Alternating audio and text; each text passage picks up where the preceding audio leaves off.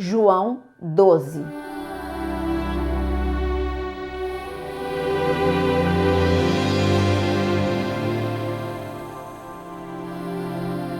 Seis dias antes da Páscoa, Jesus foi para Betânia, onde estava Lázaro, a quem ele tinha ressuscitado dentre os mortos.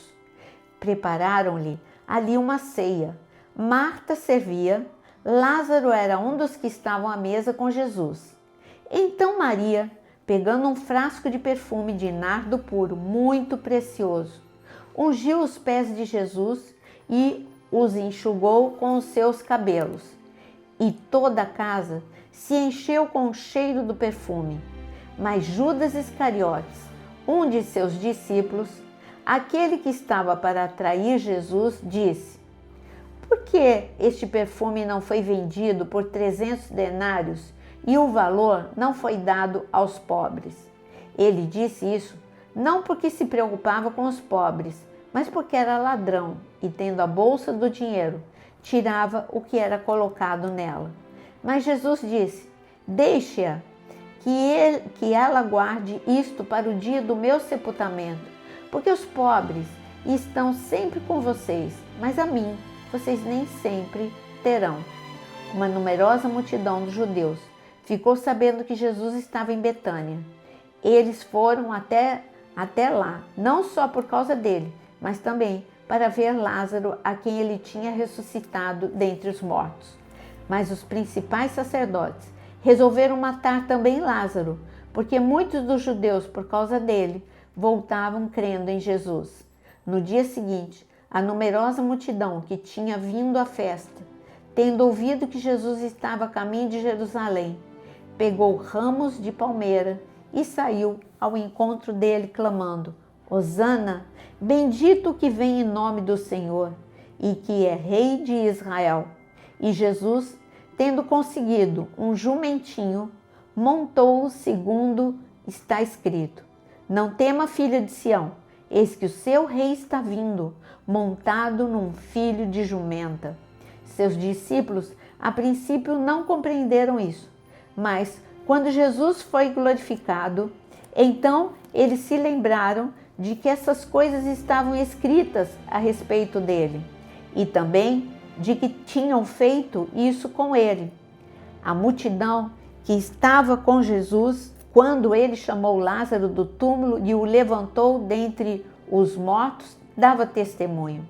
Por causa disso, também a multidão saiu ao encontro de Jesus, pois ouviu que ele tinha feito esse sinal. Então, os fariseus disseram entre si: vocês podem ver que não estão conseguindo nada? Eis o mundo vai atrás dele. Ora, entre os que foram para adorar durante a festa, havia alguns gregos. Estes se dirigiram a Filipe, que era de Betsaida, da Galileia, e lhe pediram: Senhor, queremos ver Jesus. Filipe foi dizê-lo a André, e André e Filipe o comunicaram a Jesus. Então Jesus se dirigiu a eles dizendo: é chegada a hora de ser glorificado o Filho do Homem. Em verdade lhes digo, se o grão de trigo caindo na terra não morrer, fica ele só, mas se morrer, produz muito fruto. Quem ama a sua vida, perde-a, mas aquele que odeia a sua vida neste mundo, irá preservá-la para a vida eterna. Se alguém me serve, siga-me, e onde eu estou, ali estará também o meu servo. E se alguém me servir, meu Pai o honrará. Agora minha alma está angustiada. E o que direi? Pai, salva-me desta hora? Não, pois foi precisamente com este propósito que eu vim para esta hora. Pai, glorifica o teu nome. Então veio uma voz do céu: eu já o glorifiquei e ainda o glorificarei. A multidão que ali estava e que ouviu aquela voz dizia ter havido um trovão. Outros diziam: foi um anjo que lhe falou. Então Jesus explicou: não foi por minha causa que veio essa voz, e sim por causa de vocês. Chegou o momento de este mundo ser julgado, e agora o seu príncipe será expulso. E eu, quando for levantado da terra, atrairei todos a mim. Ele dizia isso significando com que tipo de morte estava para morrer. A multidão disse: nós ouvimos da lei que o Cristo permanece para sempre. Como então você diz que é necessário que o Filho do Homem seja levantado? Quem é este Filho do Homem? Jesus respondeu: ainda por um pouco, a luz está com vocês. Andem enquanto vocês têm luz, para que não sejam surpreendidos pelas trevas. E quem anda nas trevas não sabe para onde vai. Enquanto vocês têm a luz, creiam na luz, para que se tornem filhos da luz. Depois de dizer isso, Jesus foi embora, ocultou-se deles, e embora tivesse feito tantos sinais na presença deles, não creram nele, para se cumprir a palavra do profeta Isaías, que diz: Senhor, quem creu em nossa pregação? E a quem foi revelado o braço do Senhor? Por isso, não podiam crer, porque Isaías disse ainda: cegou os olhos deles e endureceu-lhes o coração, para que não vejam com os olhos, não entendam com o coração, e se convertam e sejam por mim curados. Isaías disse isso porque viu a glória dele e falou a respeito dele.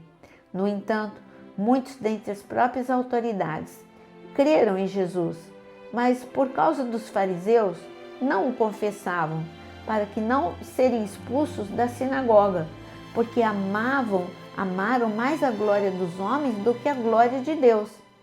E Jesus clamou dizendo: quem crê em mim, crê não em mim, mas naquele que me enviou. E quem vê a mim, vê aquele que me enviou.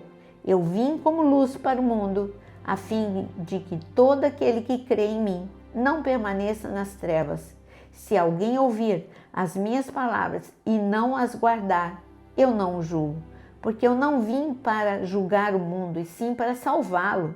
Quem me rejeita e não recebe as minhas palavras, tem quem o julgue. A própria palavra que falei, essa o julgará no último dia.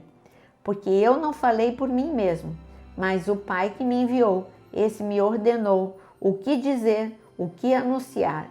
E sei que o seu mandamento e a vida eterna é a vida eterna. Portanto, as coisas que eu digo exatamente assim como o Pai me falou. Em João capítulo 12, começa o capítulo com uma mesa de ex-leproso, ex-morto e ex-ansiosa. Sim, é a mesa onde estava Lázaro, que tinha morrido e ressuscitou, Simão, o leproso que foi curado, Marta, que era ansiosa e foi restaurada, Maria, que era conectada com Jesus, mas no momento da crise ficou paralisada. Todos ali foram restaurados na mesa com Jesus. E Jesus hoje quer curar você. Sente à mesa com Ele, coma da sua palavra e seja restaurado em nome de Jesus.